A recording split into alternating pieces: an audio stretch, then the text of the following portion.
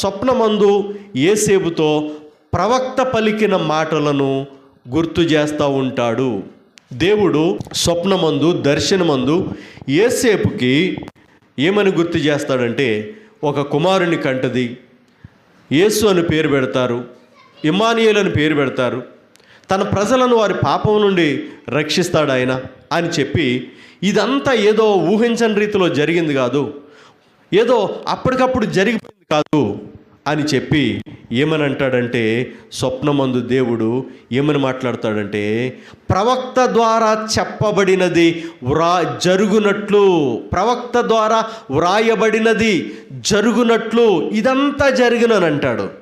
అంటే యేసుక్రీస్తు వారి యొక్క జన్మ ఏదో మామూలుగా జరిగింది కాదు.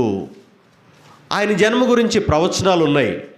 మీకా ప్రవచనం ఉంది, యెషయా ప్రవచనం ఉంది, దానియేలు గ్రంథంలో ప్రవచనం ఉంది, ఆదికాండంలో ప్రవచనం ఉంది, ప్రియమైన వాళ్ళరా జకరియా గ్రంథంలో ప్రవచనం ఉంది, పాత నిబంధన గ్రంథంలో అనేకమైన ప్రవచనాలు, సంఖ్యాకాండంలో ప్రవచనాలు ఉన్నాయి.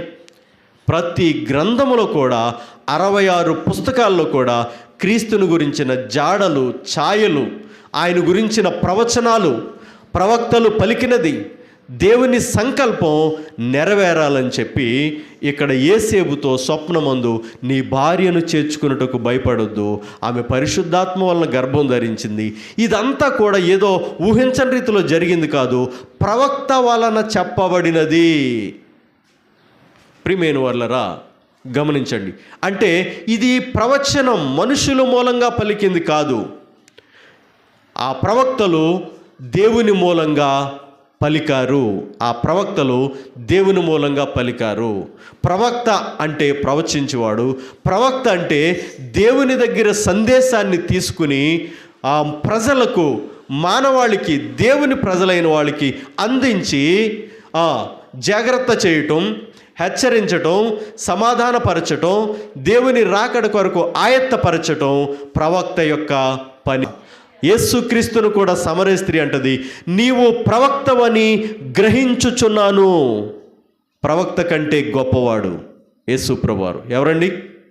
ప్రవక్త కంటే గొప్పవాడు, దేవాలయం కంటే గొప్పవాడు, యోనా కంటే గొప్పవాడు, మోషే కంటే గొప్పవాడు, అబ్రహాం కంటే, అందరికంటే ఘనుడు, గొప్పవాడు, దేవాలయం కంటే గొప్పవాడు.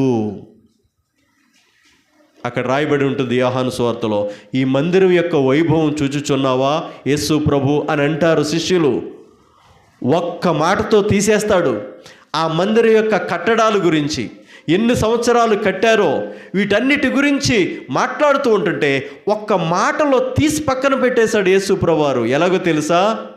మందిరము కంటే, దేవాలయం కంటే గొప్పవాడిని నేను, యేసు ప్రభు అని నేను మందిరము కంటే గొప్పవాడిని.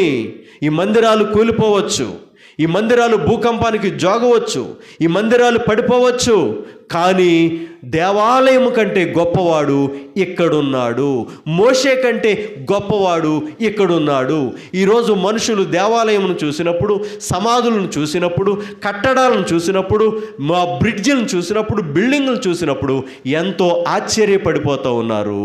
ఈ సృష్టిని చూసి ఆశ్చర్యపడుతున్నారు, కానీ ఈ సృష్టిని సృష్టించిన సృష్టికర్తను ఏమాత్రము కూడా చూడట్లేదు.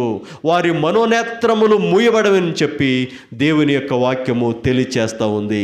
ఈరోజు మనం కట్టడాలను చూసి మనము భ్రమపడుతున్నామా, మోసపోతున్నామా? ఒకవేళ అలా కాకుండా యేసు ప్రభు వైపు చూచుచు మన విశ్వాసాన్ని బలపరుచుకుంటున్నామా? మనం ఒకసారి జ్ఞాపకం చేసుకుందాం. ప్రవక్త వలన అంటే ప్రవచింపబడిన ప్రవచనాలు నెరవేరబడినట్లు దేవుని సంకల్పం సున్నైనను పుల్లైనను తప్పిపోకుండా యేసు ప్రభు విషయంలో నెరవేరాలని కన్యమరి ద్వారా ఈ లోకానికి తీసుకువచ్చాడు.